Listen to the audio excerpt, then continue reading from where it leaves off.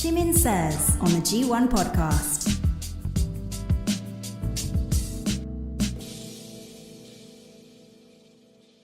Welcome back to Shimin Says. We're doing the second half now.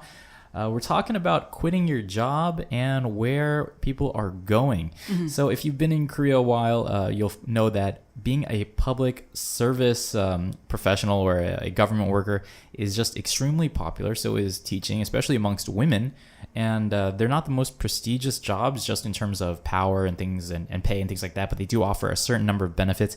Cathy is going to be telling us why these jobs are so popular, especially in recent years. Mm-hmm. It actually more than 220,000 people gather to take the public service aptitude test, which happens every year. And this was actually the record high number of the total test takers. Is it just once a year that this test happens? I believe so.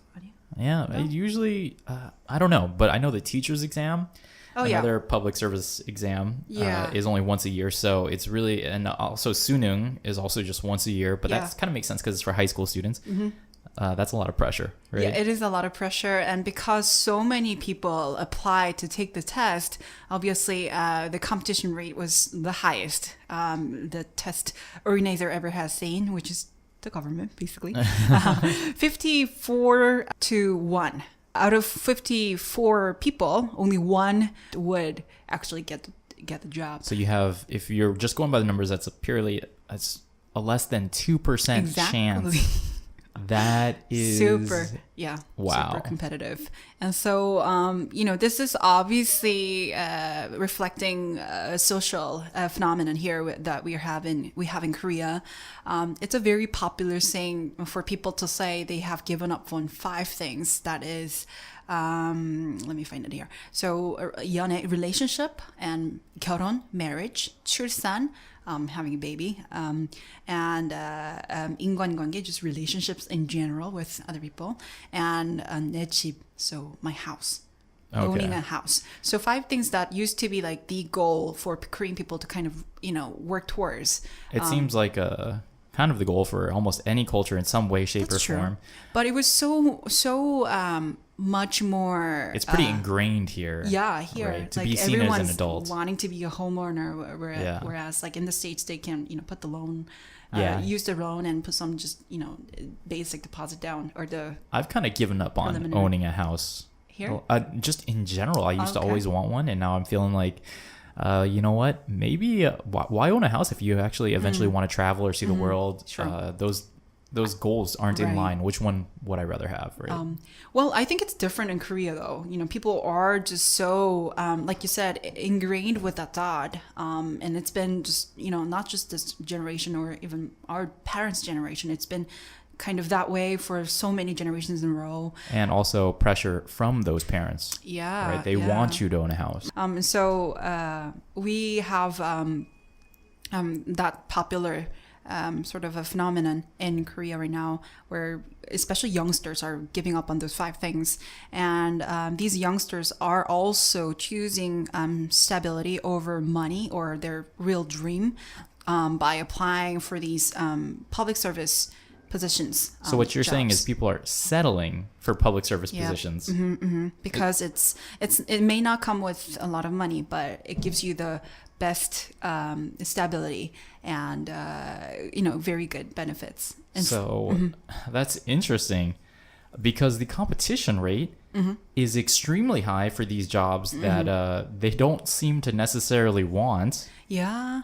Well, but people are also seeing this public service aptitude test as the most transparent and fair hiring process as well, which is true because you work hard to get a good or better there's no on nepotism, there's no corruption, or there's a lack thereof. You don't perceive it. That's sad though to me that people are competing so hard to get something that they can and actually probably will fail at getting, right? But it's a choice. It's sometimes not about doing what you want to do.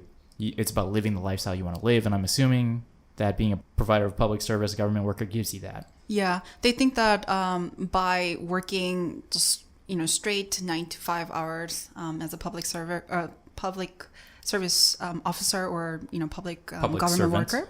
Yeah, we're fumbling a little bit here. Yeah, they can have their work-life balance.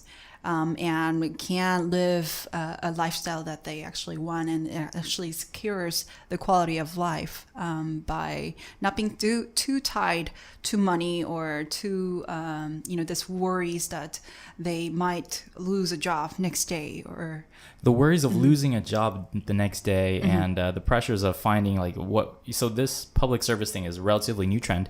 Before that, and when I first came to Korea, it was all about working for the chaebol, all about working for Samsung, LG, just to name a few.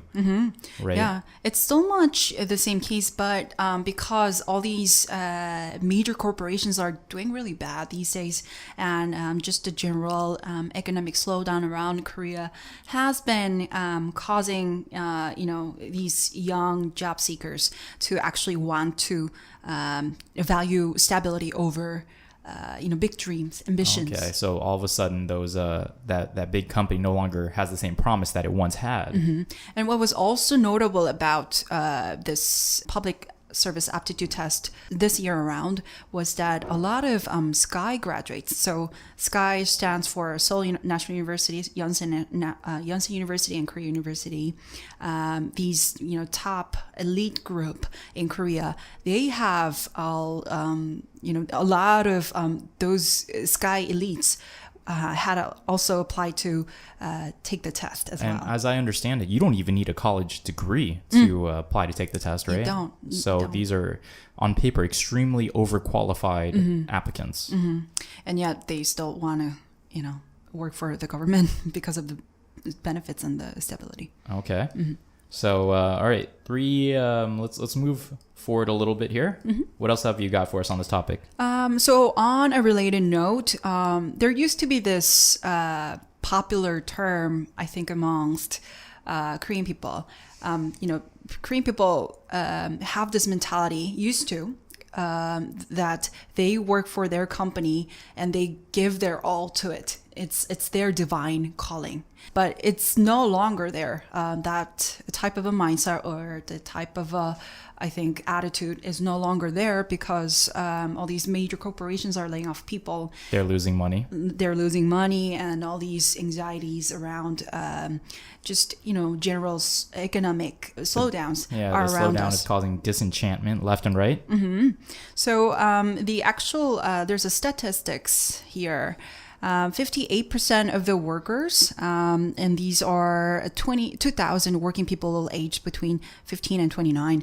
So the prime working group in Korea, they responded to a survey by Macromill and Brain, agreeing with an answer that they are willing to change jobs for more money. So these are people that are already working. So slightly different from job seekers group. Only 47.8% of the people said that they are proud of what they do for a living. And out of these people were mostly teachers and government employees. So this kind of connects us back to the first point, the phenomenon that we saw. A crazy number of job seekers had applied to take the public service tests. So actually, apparently job satisfaction amongst public servants is quite high. 47.8% of people said that they are proud of what they do for a living. That resonates with my general experience. Anecdotally, when I talk to people, about half of my friends say they're proud of what they do for a living. And they're teachers? I don't know. I don't ask teachers that very often. I feel like that's kind of a touchy realm for teachers because I myself transitioned out of teaching and I would have half-heartedly replied, yes, I am proud because I did my best, not because I was proud of the occupation itself. Okay. Yeah. What about the work-life balance that job specifically gave you? Oh, that was so chill. It was right? When you're done working, you're done working. You're absolutely done. Working for a hagwon, I spent 2 years doing that. That was much harder because I only had 7 vacation days a year, and you took it when they wanted you to take it. And it's beating a dead horse. Most of our listeners, they already know that, but public school teaching was quite easy. I didn't like going through the motions. So in that sense, I had time for a private life, right? So I had that work-life balance, but I became increasingly less fulfilled because I wasn't stimulated. And so I had to move out of that. And intrinsic monetary or intrinsic rewards wasn't really there. I wasn't driven to do more than I was already doing. So this survey, specifically by Macromill and Brain, also included this last question, which kind of stuck out to me, so I'll share. So this survey question asks, why do you have the jobs you have now? And 55% of people, respondents, said that they just happen to have the work or happen to work for the current company because, those companies hire them during their job seeking period, not because they wanted to, achieve something specific or they had this ambition or dream. So this is a very sad reality that we have. Timing is extremely important in all things, in finding a job. And when you were born, if you were born during a baby boom, it makes things more competitive, obviously. But for me also as well, like I came to Korea, I applied to a few banks first, and then I applied to work here in Korea, and it's just, Korea was kind of first to respond. And I was like, I'll go do that, right? And thank you. It's different though. So the nuance behind this survey question was, slightly different from what you're sharing, because once you got a first response from Korea and got that first job that you had, you did give all of yours to the job, and you said you tried your best. I genuinely tried my best. You were doing your teaching jobs, but the respondents who answered, back to this question, I think their general thoughts is that they just do what they do because it pays the bills and no sense of purpose. That sense of purpose died after a few years of teaching, but I did find something that I really enjoy doing. So thank you. Thank you, Wells Fargo Bank, for turning down my application back in 2009. Big ups to you guys. Okay. People are doing the public service aptitude test kind of at a place of this disenchantment with office jobs, these office blues, as it were, right? Yeah. So it's another big thing. This is, as the term suggests, it's the anxiety, it's the melancholy that most of working people are experiencing these days.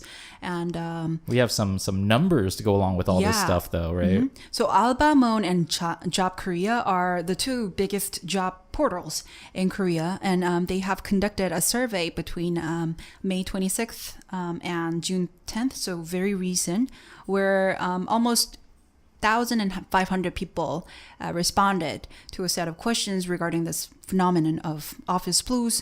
And the result showed that 8 out of 10 workers suffer from office blues, feeling mainly low and gloomy once they go on duty. And so this is like daily, this is the vast majority of people living in unhappy lifestyle for a third or more of their daily lives, which is very sad. By company type, people working at major corporations showed the highest ratio of office blues, with 88%. So nearly 9 out of 10 people are not happy. And major corporations, of course, being the most desirable jobs for a long time, also showing the most unhappiness. And this was followed by foreign companies very closely, 85.7%. That's a little bit surprising. Yeah. I thought the same thing, actually. Yeah. And then small and medium size enterprises, firms, 82.2%. This is pretty still high. Across the board, extremely high from these respondents. But of course, the survey is 1,500 people. And I'm hoping that this 1,500 people was just wonky.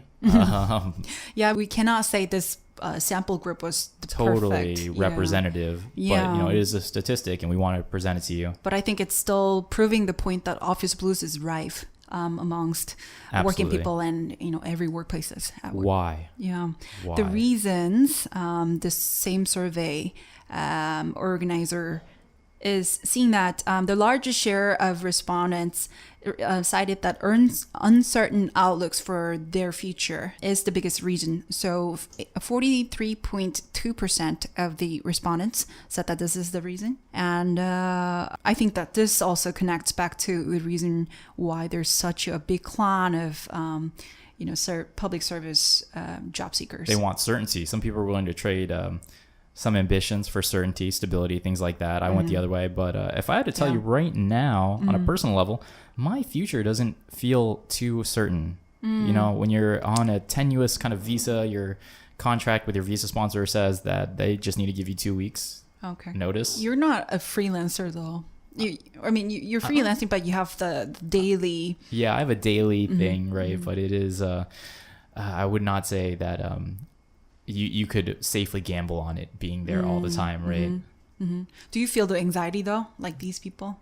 I don't feel anxiety so much. I do feel a level of anxiety, but I'm always thinking, this could be gone soon. And everything I've built, this podcast that I love so much, like all it would take is to no longer have this visa that I have for my employer to say, oh, you know what, we don't really need GP anymore. We can find someone to do it cheaper than him or some other BS reason.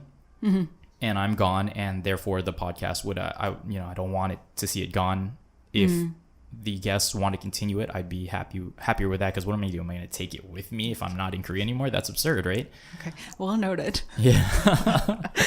There you go. What do you do to get over it? Or you process the situation for what it is, and realizing that anxiety doesn't help you do that. You recognize that you do feel a certain way, but aren't you better off for being well informed and thus being able to create that backup plan if you need one? And cope with the situation when it happens. Yes. Yeah, that's more strategic ways. But a lot of people, a lot of working people that kind of live with this anxiety and worries, they find exercise as a solution, which is a good thing. Yeah. But also equally larger amount of people, 21%, use tobacco and alcohol. Yeah, that's all too common, unfortunately. Yeah. To get over this melancholiness. So we're talking about this uncertainty. We're going to hear more about transitioning into an uncertain future, the quitter school. But before we do that, I want to hear what are Koreans saying about all this, like office blues and the public service increase in numbers. Tell us what they're saying. So here I found a comment that was a reply to the source article that I was using, and but all these other comments were pretty straightforward and similar, and so I'll just share one thing, and not too polarizing. Not too polarized. It's just all similar kind of comments. So this one netizen said that he lives with this fear that he might get kicked off or laid off by the company that he works for from the moment that he gets hired to the point that it actually happens. That's almost like a creepy, like self-fulfilling prophecy. I'm wondering what his personal background is here.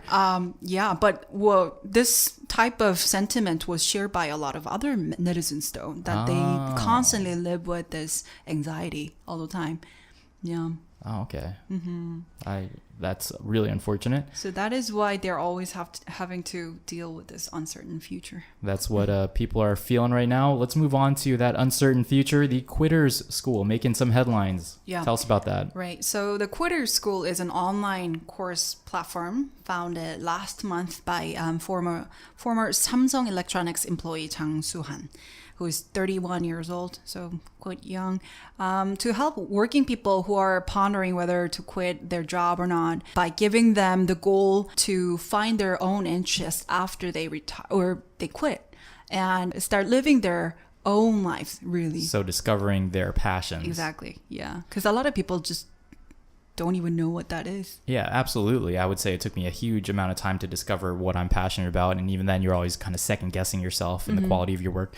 But let me just take a second to comment on Korean society here. There's a school for absolutely everything. Yeah. If you need a school to learn how to quit, I think that says more about you. But hey, some people need that coaching, that courage to take that next step. Once you've built a comfort zone, even if it's not that comfortable, you can always still fail at something that you hate doing. That's my rant. I can't, there literally is every hagwon for every subject you can, or you want to learn. I'm trying to think of one that's like really ridiculous. Oh, I'm Can sure. you think of anything? I'm sure, absolutely sure there is. But let's take back to, you know what? If you know of a hagwon that's absolutely absurd, hit us up in the comments. Yeah, please. Or on our Facebook page. We'd love to see them. Please. Let's move forward with the story, though. Okay, so Quarter School is basically founded by this former Samsung Electronics employee. So Samsung is, as you mentioned, has been the dream company for so many people to just work for. And so, to hear advice from a former Samsung Electronics employee about how he quit, how he made that transition, and how he's living his fulfilling life afterwards. All these are what people want to hear who are pondering whether they really should make that call or not. An informed decision, right? And common reasons for quitting, just from my friends who entertain the idea of quitting Samsung or who actually have, are incompetent bosses is chief amongst them. Poor management in that form, also extreme work hours. Yeah, I think that workload has to be on the top reasons. Unrealistic expectations. The drinking culture, as I understand it, has toned down quite a bit, but still it's there depending on which department you're in. Yeah.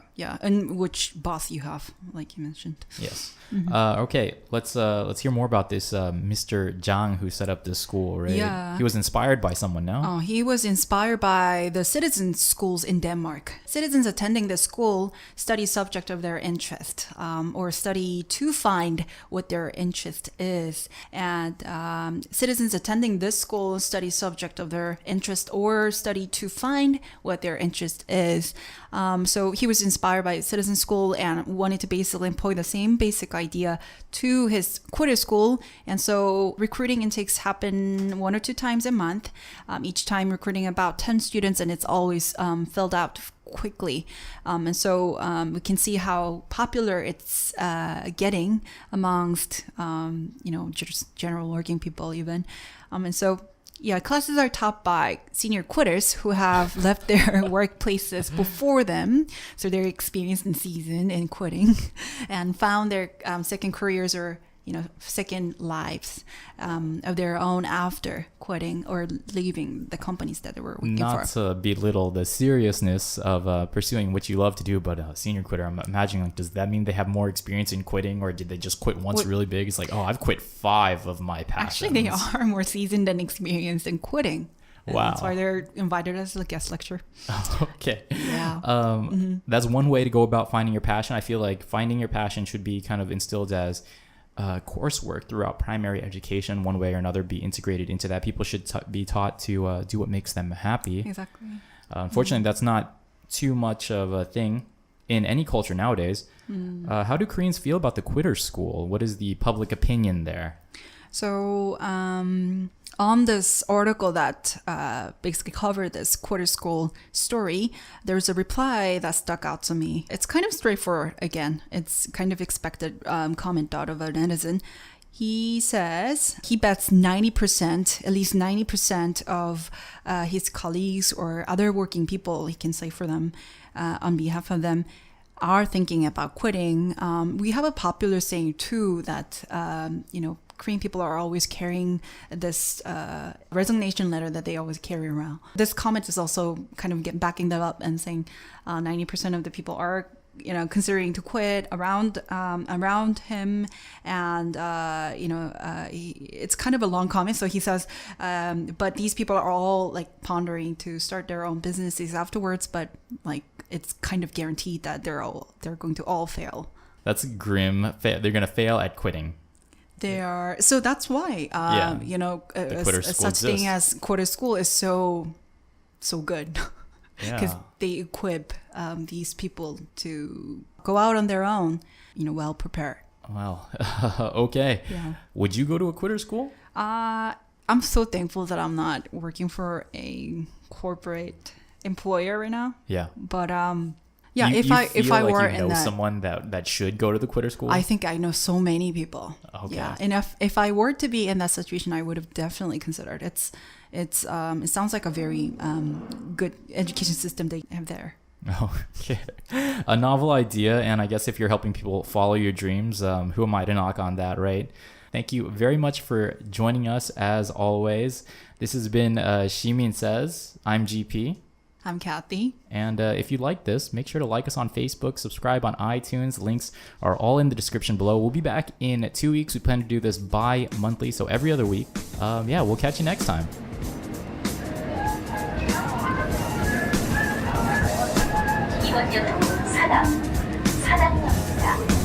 내리실 왼쪽입니다. 잠시 뒤 신호를